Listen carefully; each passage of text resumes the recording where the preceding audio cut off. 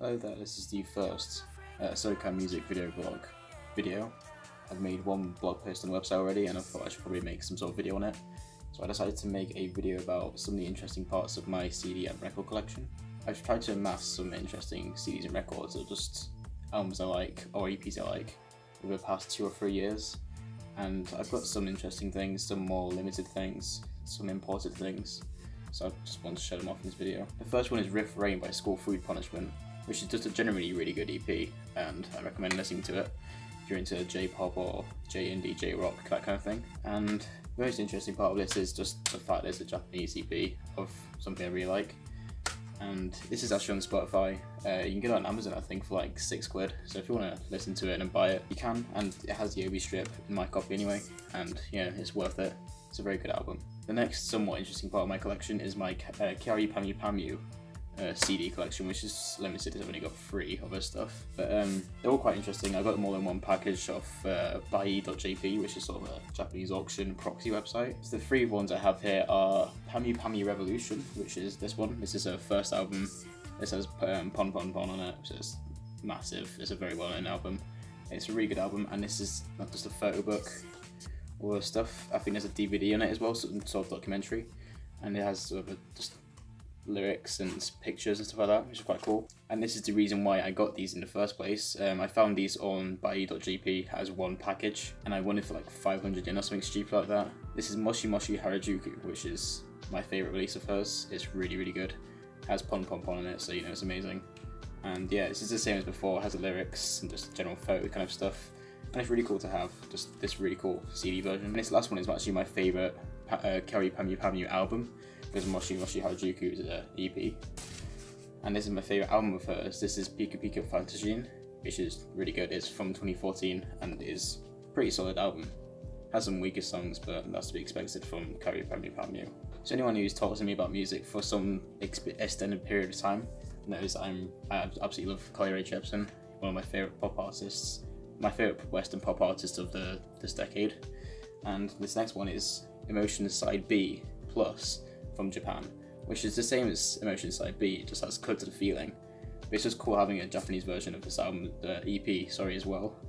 And it's cool to have this OB strip, and it's cool to have Cut to the Feeling as a FLAC. And this next one's sort of a deep cut if you're into Japanese hip hop, or if you're really into Keroko Benito, you probably would have heard of Kali Bacon.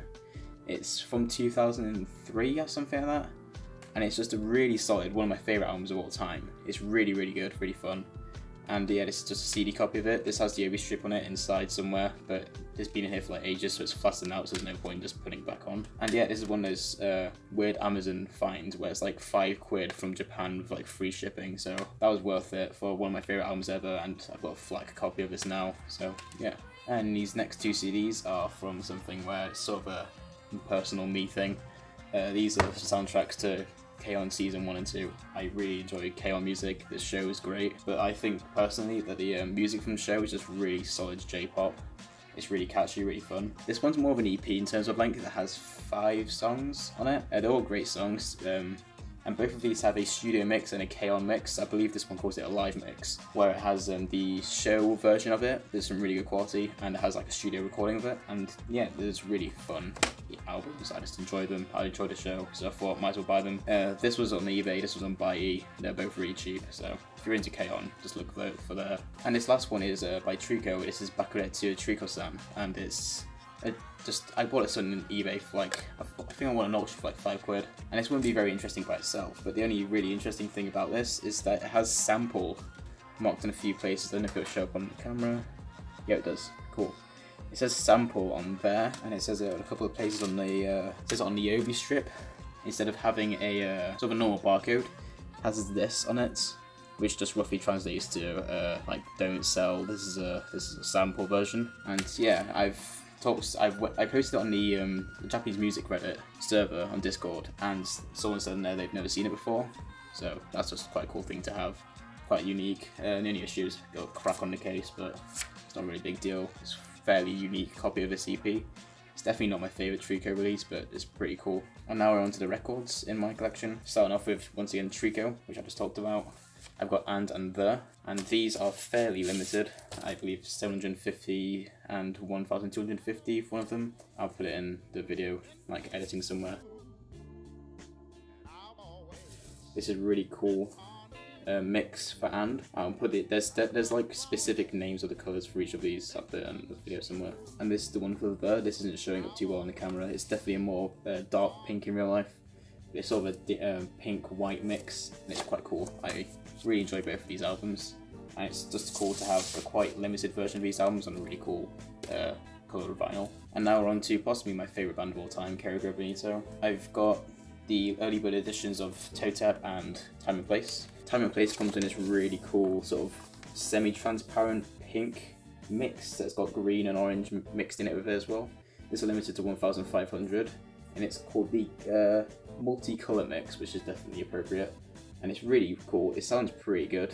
Not the best on surface noise, but it's mostly pretty good, and it's quite cool to have a really limited version of this album.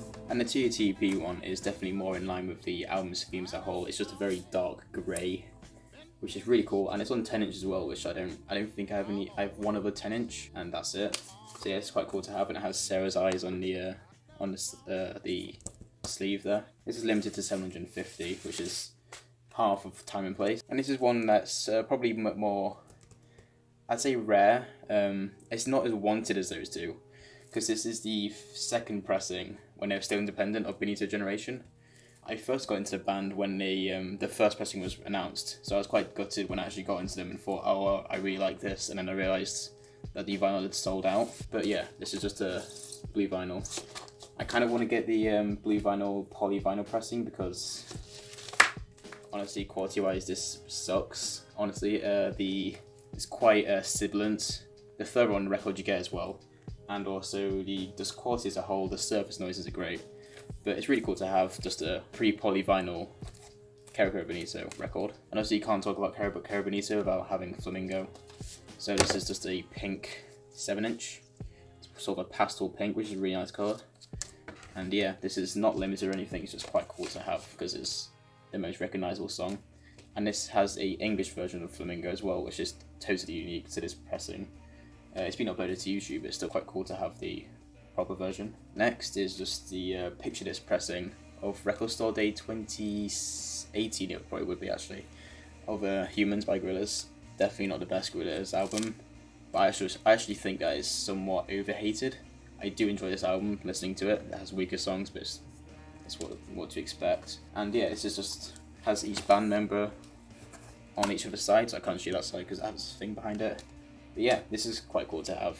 It's actually somewhat decent sounding for a picture disc, because the way that picture disc has improved over the past 30-40 years, probably 30 actually, because originally picture discs were made by just plopping a piece of plastic, like clear plastic on top. I think that has a sort of different way of doing it now, where the plastic is in the middle and has clear vinyl either side. I'm not saying it's the best sounding thing in the world, but it's definitely better than what you'd expect in like a mid 80s picture disc pressing, where it just sounded like surface noise filled crap. This next one is probably the second most I've spent on a record. The first will be later. This is 16 Lovers Lane by Go-Betweens. This is a really underrated album, I think. Very flimsy vinyl. It feels like 120 grams or something like that. But this is a original UK pressing from 1987, whenever it was released. I can't remember when it was released now. But yeah, I found it in my local record shop, and pretty much I can't find it anywhere online, like at any sort of listing. I think when I bought this, I went online just to see if I got ripped off, because I paid like, I think it must have been 35 quid or something like that. I looked online. I could only find one ever instance of this selling online, and I was on eBay in like 5 years ago. So this is really cool to have, just a really rare version of a record I really like. This next one isn't anything sort of rare. This is a bootleg version of Death Grips's Government Plates. I think this bootleg originates from Russia. It's just clear. It's really thick. It's 180 gram, but because of the way it's like really dodgily pressed, it feels a lot more. And yeah, I've got the surface noise on this is crap. There's a constant click sound every few seconds. Each revolution has a click, very audible. But the thing is, this is ripped directly from the original vinyl release, which is the best sounding version of this album you can get. If you look at the spectrum, for the MP3 version that you can get online. It's constantly just maxed out in red, and it gets limited to a certain point, whereas the vinyl release doesn't get that same sort of limiting. So, like for example, You Might Think He Loves You, in the digital release, it's constantly just peaking, which is part of the sound. But in the vinyl release, it just sounds completely different because of the lack of peaking, as far as I'm aware anyway. And yeah, it's just really cool to have a version of this record that I can listen to in an uncompressed way. This next one is the first ever record I bought with my paycheck, and this is Timely by Anri, which is one of my favourite city pop records, if not my absolute favourite. And it's just really cool to have a city pop record. This is the only one I have, and one of the few Japanese records I actually do own straight from Japan. And yeah, it's just really cool to have, and an album I love. So, as I said earlier, that Go Betweens record was the second most I'd ever spent on a record, and this is the number one I've ever spent the most on a record. The record itself was only like $25, then I had to pay $27 shipping and £13 customs, so it's probably makes like 55 quid or something like that. And yeah, this is Death Grip's Steroids EP. This is the Record Store Day 2019 edition, and it's on white vinyl, if I can get it out. There you go. Sounds really good. Limited to 3,500. And it has more than the fairy and the electronic drum solo on the other side. And yeah, this is just really cool to have. This is quite rare. It's gonna get quite difficult to find at some point. And yeah, I really like having this. And now we're down to the last two. The second to last one is the Otobuke Beaver 2018 remaster of their compilation. And it's the reason why it's cool to have it in the first place. This is a band I really like, an album I really like. But as you can see, it's autographed. This isn't difficult to find. In fact, in their Bandcamp, they probably still have autographed versions up. But it's just very cool to have an autographed record. I don't have any other ones. And when I get it out, this is also, and everything just fell out of it, cool. This is also on white vinyl. As you can see, if it actually focuses, it's gonna focus. Nope, I give up. The last one is also a Otobuke Beaver record. This is their most recent as a recording album. In fact, it came out last Friday. This is Colma Hits, and this is their second album. And the reason why this is cool is I think it was limited to 500, this exact pressing. This is orange and black. So that might not be the most interesting video to watch, but hopefully the records and CDs were somewhat interesting. Subscribe to the YouTube channel. Keep an eye out on the blog. I'll probably post some not totally boring non-Linux stuff at some point. So yeah, I'll see you next time.